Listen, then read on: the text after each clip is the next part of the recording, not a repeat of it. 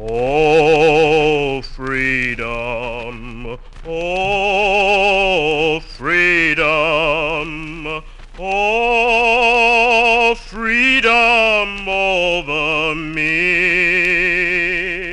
And before I'd be a slave, I'd be buried in my grave and go home to my Lord and be free.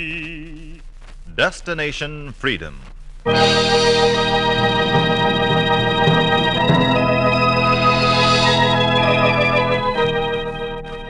The Chicago Defender and station WMAQ bring you Destination Freedom, a special radio series dramatizing the great democratic traditions of the Negro people, interwoven in the pageant of history, and a part of America's own Destination Freedom.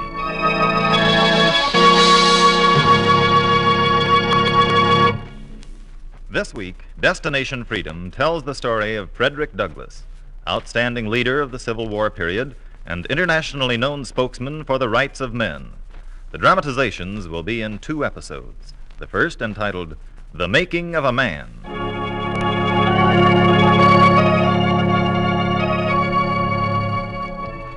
John Brown's body lay a-moldering in the grave. The Union Army was marching on. The tall man from Illinois was in the White House. There was an eternity behind you and an eternity ahead of you. You were like a minute in the middle of it.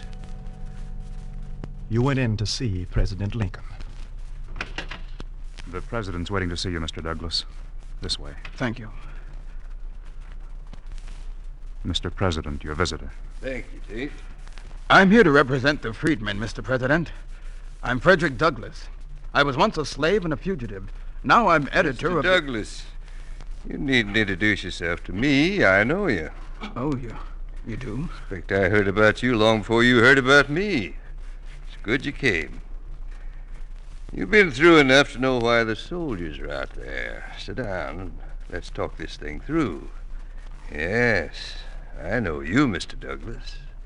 I know you. I know you, he said. And you wondered how much the tall man knows. Does he know the year you were born? It was never told to you. Does he know who your mother was? You saw her only once. Does he know the boy who learned the art of reading and who taught the slaves on a Maryland plantation until the master nailed the law up against a gate? Any person, slave or free, that teaches a slave to read or write will be imprisoned for 2 years and whipped 39 lashes according to the law of this state. Signed, Master Jerry Old. There now. And at noonday, the boy stood looking at it with a fellow slave. You were the boy. What's it read, Frederick? Say it out loud. You can read it, Sandy. You've been in my class a month now. Takes more than a month to read writing. I can't make it out. It says if I'm caught teaching you to read, I'll be lashed. If I'm caught. Are they suspicious? Maybe he missed his books out of the library. I put them back when I cleaned it. I put them back. He's coming. Look away from the sign. Look away. Nice to see you reading the bulletin, boy. You can spread the news. Me reading? Frederick I'm talking to. Books disappear from my library at night. They walk back in the morning. The mistress taught one slave how to read. I was a child then. You're impudent and wild now. The law knows reading and writing unfits a man to be a slave. You've had too much of it. That Yankee editor's freedom paper's been seen in your cabin. You told me about that, sir. I'll tell you again. Get it in your head. You're not a man, you're a slave. It's the Lord's will. If I hear tell you spreading unrest, I'm calling in the slave breaker. Oh, no, sir. I sure will. One bad sheep will lead a flock astray, and I'll not have it. Now get to your work. Stop dreaming. Frederick, I can read it now. It means classes are over. You still believe knowledge will make you free? I do.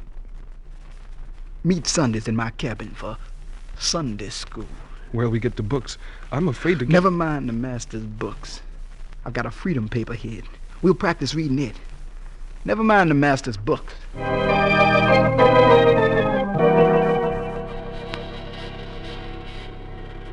get around the candlelight. All right. I'll spread out the paper. Now read from the left. Sandy, you're here. Read first. It says, every slave on the American soil must be freed. Yeah, it says that. Hush now. Look at the spelling as well as the meaning. You, Tom. Then it say, the state that cannot tolerate every man being free and equal is despotic. Oscar? All right. And by peace or by blood, slavery must die. If any darn's to be done, I could hang you all. Oh, Lord. Hold still, the guard's outside. I said one bad sheep would lead a flock astray. It's Frederick I want. You'll go to the slave breaker. Your teaching's over. Now you'll learn.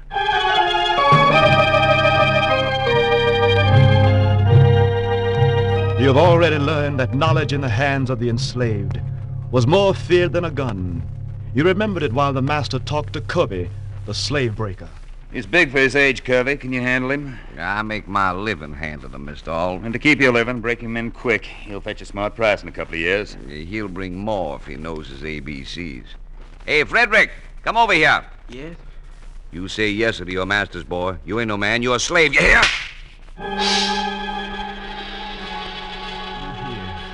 And you feel the lash. You twist and you bend, but you don't break. And when the whip stops... You ain't crying. You got no feeling? If you're thinking of escaping, you get out of your head. We'll watch you. Now get off to your cabin. And no rations. Get off! You went to your cabin that day and every day with your brain whirling. At night you'd roll on the straw, thinking and searching. And one night your bedmate woke and wondered... Fred, Huh? you still awake? I'm awake. Thinking? Thinking. You wouldn't get past the gate. They check. I'll get past. I'll get... Cover in the master. Pretend you're asleep. Hold up the light. One escaped last night. Frederick here? Yeah, they don't get far without a pass. Frederick's asleep. One bunk's empty. Yeah, just the kitchen boy's gone, sir. His master wrote out a pass. You watch for agitating abolitionists leaving their papers for slaves to read. One puts a foot on my land, shoot him, same as you would a dog. Depend on me. And hurry with Frederick. You're taking too long to break him. Too long. Did you hear him? I hear him. They mean it. They're going to break you. Not if I get a pass and leave. You get a pass. You get me some paper and pencil from the library. I'll write out a pass and sign the name of a master to it. Freelander, say. I'll write, this is to certify that I, the undersigned, have given the bearer my permission and full liberty to go to Baltimore and spend the Easter holidays. Is not to be molested. Signed, W.H. Freelander. Old man Freelander's got a nice piece of handwriting. I'll be going up the road if you don't mind, sir. I do mind. You run into the wrong master, boy. I'm Freelander. I write good, but not this good. Guard, grab it. They lashed you and took you back to the slave breaker. I'd kill you now. Only it's a Sabbath, and I respect the Sabbath. It's you or me, the master says. I respect the Sabbath. But come Monday, you'll break or die. You looked at him. You knew he meant it. That night you thought of dying, and you thought of living free. You weighed them. When Monday came, you knew which one you'd settle for. When the lash came, you were ready. You break or I'll kill you. Stop! Stop! What? You let go of my whip. Let go. Hit me again. I can have you shot for defying me. Let go. Take your hands off me. You help! You went down on the ground. You rolled over and grabbed for your life. You knocked away his pistol. You twisted the whip out of his hand and struck back until you saw that you had won. You won't tell the master about this, will you? They hear I couldn't break you. I'll never get another job. Slave breaking's not my choosing. It's the way things are. If I don't break you, They have no use for me. It's a game the masters play, one against the other. They play the poor whites like me against the blacks like you. They win, we lose. You won't tell them you beat me, will you? You didn't tell. Or in that second you had learned the ABCs of slavery. You were still a slave, but you felt free. And you told yourself, he who is whipped easiest is whipped most. You were never whipped again. You went back, unbroken. If the lash won't break your work will. I'm hiring you out to the ships in Baltimore. You won't find time to read and dream and look for agitators to help you. There'll be too much work to let you be troublesome. Too much work. Frederick, help lift this here timber. Hurry, boy. Hurry, boy. Oh, bring me up that roller. Come now, shake a leg, shake a leg. Hey, boy, run, bring me a cold chisel. Come on, hurry, boy, hurry. I want to... You worked. You hurried. Your money went to a master. You saw the way free labor worked for wages. And when you were alone, when you were below deck working the bellows to melt ship's copper, you found a freedom paper and tacked it on the wall. While the bellows breathed, you read the magic words. In a state of nature, all men are equal in rights, but are not equal in power. The weak cannot protect themselves against the strong. Civil laws must guarantee the equality of rights. Frederick, who are you talking to? No one, mate. Just myself. Talk up some hot metal they're calling for it. I'm heating it, sir. It's about ready. Say, what's this? What? This paper on the wall, this garrison paper. I got it off the dock. Get it off this ship. Put it in the fire where it belongs. People getting sick of this agitator. They don't listen to him no more. You play smart, boy. Keep your mind on your work. You kept your mind on the free words. And when the time was ripe, you wrote another pass. This time you took the right road. You took a ship to New York. You hid among the passengers until it docked in the harbor. And you followed through the streets, a fugitive in the land where you were born. And you flinched when an arm touched you. You saw the posters and reward signs for runaways. And when you saw a crowd around a hall, you stood on the edge of it. You needn't stand out here, mister. You're welcome inside. You don't know me. I'm John Brown. You? Frederick Douglass. You looking for the North Star? You can trust me. I'm looking for freedom. That's what this meeting is all about. Come in, sit down. Old Garrison's trying to make him fight against the slave trade. The crowd's a little rough tonight. Listen, friends. Friends, I'm telling you, freedom's your business, not just the bondsman. Listen. We've listened enough. Stop your agitation. Right. Get out of town, troublemaker. Get out of town. As long as there are men in bondage... He called slaves men. Slaves aren't men. Friends, listen to me. Listen. It's a rough crowd tonight, friend. Why do they talk that way? Why don't they listen to him? Because they've never seen or heard those he speaks about. Would you take the platform and speak? Speak? Me? Yes. We need a new voice. What could I tell them? Tell them the truth. They've never heard it from a slave.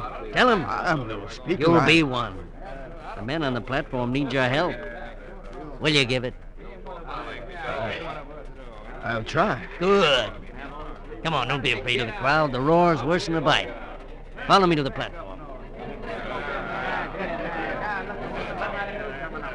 Mr. Garrison, here's a new voice for him to hear. Can he speak? Well, if they'll listen, go on.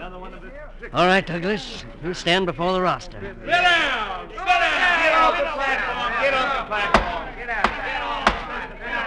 Fred Douglass. Fred Douglass, the man from Baltimore, wants a word with you. He's no man. He's a slave. Listen now. Listen. Give him a chance. Go on. Speak. Friends and freemen. A few weeks ago, I was a slave. Now I'm free. I'm not here to prove slaves are men. Nobody doubts it. Listen to him. There are laws forbidding the teaching or reading or writing to slaves. and forbidden travel to slaves. That's right. If slaves were not men, would they need such laws? I'm not here to convince you slavery's wrong. A system that makes men work without wages, beats them, hunts them down, starves them, needs no argument to prove it wrong. You say, jail the agitators and the radicals and we'll have peace. You're wrong. If every anti-slavery tongue in the world were cut off, every such paper, book, pamphlet searched out, gathered up, burned to ashes, and their ashes thrown to the four winds, still there would be no peace until all men are free in public opinion as well as the law. If you want peace, first, free your brothers. You had spoken, but the hall was quiet, and you wondered if they heard or felt or understood. And Garrison asked them, Is he who spoke a slave or a man? He's a man!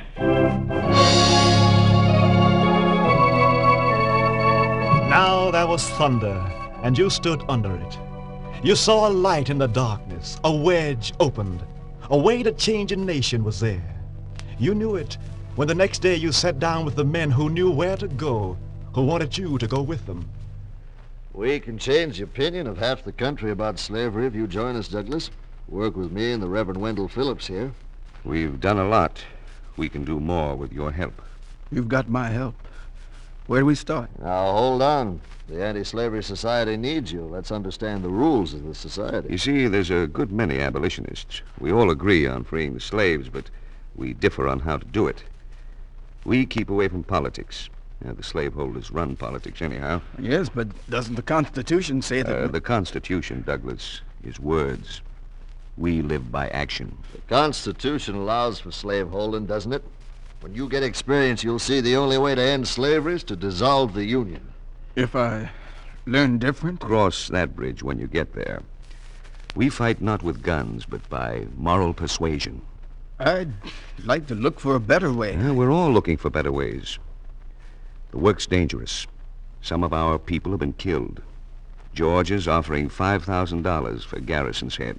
They'll offer much more for yours. They'll send mobs after you. Your only weapons will be your words. Sharpen them until the people feel them. Make them hear you, and we'll win. Is there anything else you need to know? Yes. Where do I speak first? You spoke first to those around you, factory workers, mill hands, sailors, and servants. You were the living story of slavery. You looked back and pulled out of your past the lash, the slave markets, the hunger, the laws. You talked in schoolhouses, churches, warehouses, docks. Mobs followed you. You were laughed at and shot at, but you spoke through the crowds. You told merchants in Boston. Those who profess to favor freedom and yet not want agitation are men who want crops without plowing up the ground. If we get freedom from all the oppressions heaped on us, we must pay for it by labor, sacrifice, and, if need be, with our lives. You told lawmakers in New Hampshire. If you demand liberty for yourself, grant it to your neighbors. If you claim the right to think for yourself, allow your neighbor the same right. If you claim to act for yourself, allow your neighbors to act. You told teachers in Ohio. No man can put a chain around the ankle of his fellow man without finding the other end of it fastened about his own neck. To free yourselves, free the unfree. And you told people everywhere. The American people stand each for all and all for each, without respect to race or color. You talked to them in Connecticut, Rhode Island, Ohio, Pennsylvania, Indiana, Illinois. You went to England, Ireland, and Scotland. And when you came home and talked again, you saw they had listened. You heard them talk in train stations. Ticket for Savannah. Uh-huh. Think what Fred Douglass going around the country saying's right, don't you? Uh-huh. No, I ain't arguing. Just thinking's all. I ain't ready to fight yet. Uh-huh. You heard a plumber in Springfield. It's this way, boss. If they keep some folks slaves and some folks free, then how the free folks that don't have slaves to work for them going to make a living? I'd take you if you had a slave. I'd be out of a job. Fred Douglass is right. This thing's got to be outlawed. It ain't safe. Now, naturally, us barbers don't talk much while we're working on a customer. But this fellow was crying so much about freedom in the old country. I often said, Fred Douglass says freedom's like charity. It begins at home. If you ain't got it at home, you can't give none to the old country. Ooh, ooh. Did I cut too much off, mister? Now, naturally, I don't talk much when I work. You talked to them and they talked to you. You changed them, and you saw they were changing you. You built a newspaper to talk to them. You got to see what they thought about the words of the Constitution. You read them over. They looked different to you, but they still looked the same to an old friend who came into your print shop while the press ran. See, you're running a paper of your own, Douglas. There's room for 100 papers. What we're after... We're not after the same things. You mean my speaking against splitting the Union into two nations? One North, one South. We agreed on that. Yes, but now that I've looked over the Constitution... What's the Constitution got to do with it?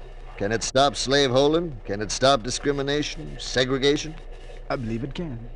It says... Just words. Just a pack of meaningless, empty words. Now, see here. Negroes, Jews, Gentiles are people, aren't they? Get to the point. Well, the Constitution reads, we the people. Not we the white people. Not we the privileged class. We the high, not we the horses, sheep, swine. Get to the point. We the people. That's the point. And who'll enforce this thing? I've been going into politics lately. Douglas, it's against the society's rules. I know. I don't trust the Whigs and the old parties, but well, there's a new man. Abe Lincoln. That man. He'll be just like all the others. I'm banking on him being different. Douglas, how long have we been together? Well on 20 years. And we've done well for the cause. We've changed people's minds. In the past, yes. Now we've got to change. Slavery's changing, industry's changing. We can't stop slaveholders with talk. We've got to change our methods. I never thought there'd be a day when we'd be enemies. The society'll go on. It'll go on without Frederick Douglass. You lost the star that had guided you. You're on your own road now. You look back at your old friends, and some were behind you, unchanging, unmoving. And then one called you to his home for breakfast. He was John Brown. He was 10 years ahead of you. Moral persuasion will never free a slave, Douglas. It spreads every year, state by state. I try to tell people that. Moral persuasion, preaching, underground railways, pleading, politics. We tried them all. I see the only way to get this curse out of the country is to put guns in the hands of the oppressed. What do you mean? Douglas, some men and I are going to a place called Harper's Ferry. I know it. We're taking the arsenal there. We'll build a fortress in the mountains around it. I know those mountains. Then we'll build an army. That would be war. Slavery is a state of war, Douglas. I thought you'd see it. I wanted you to come with me. Harper's Ferry is a steel trap. You won't have a chance. There's a chance of bringing the country to its feet, ready to fight. That's the chance I'll take. You coming? Is that the only way? Can you find another way? I'm searching. If you'll wait... I'm done with waiting and searching. I've found my way. I wanted you for a special purpose. When I strike, the bees will begin to swarm. I wanted you to help me hive them. I'll hive them alone.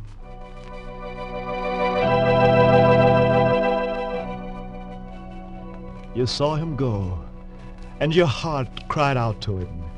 You went back to the newspapers and platforms and lecture halls and talked, but there was a feeling that you had lost the track.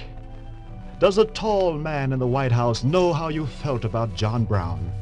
How your words of peace and persuasion were blown to dust when you heard the newsboys shout, "Extra, extra, John Brown caught at Harper's Ferry. Read all about it. Extra, extra, John Brown to be hanged. Extra, extra, John Brown to be hanged." You went before the crowds that jeered him, thinking of the thin, stern man who'd gone out to make the Constitution come alive, and you spoke again. They say John Brown failed. He did fail to save his life, but he did not go out to save his life. He went out to strike against slavery.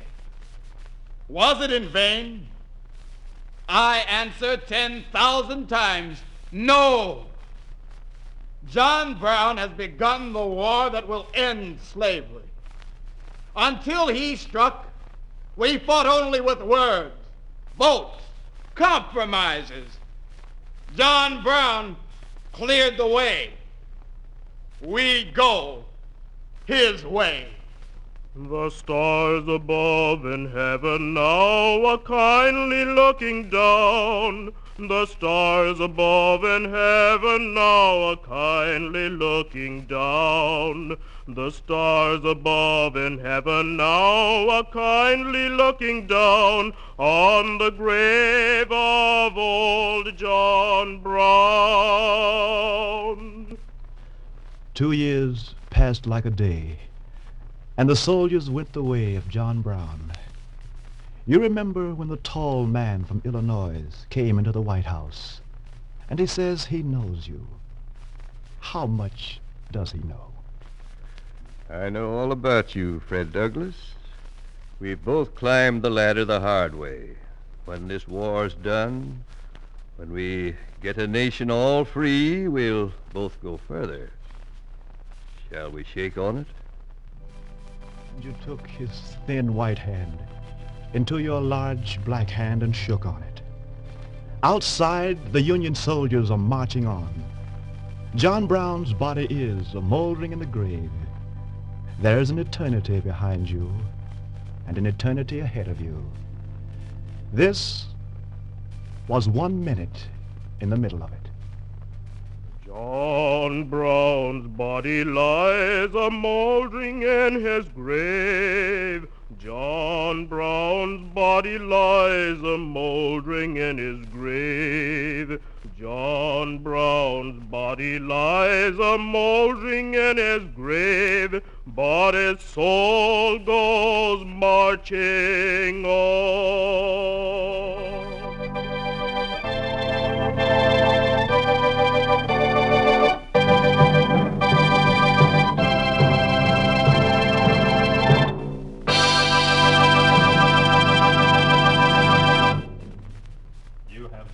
Destination Freedom's dramatization of Part 1 of the story of Frederick Douglass.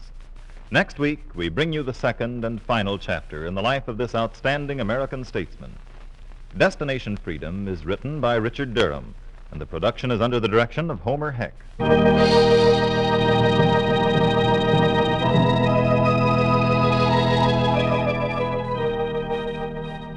The cast included Ernie Andrews, Oscar Brown, Donald Gallagher, Ken Griffin, George Kluge, Sherman Marks, Art McCoo, Fred Pinkard, Jess, Pugh, and Russ Reed. The singer was Greg Pascal. Richard Shores composed the special music, which was played by Elwyn, Owen, and Bobby Christian. This is Dick Noble inviting you to be with us again next week for another in our series on the Negro in Democracy, Destination Freedom. This is NBC, the national broadcasting company.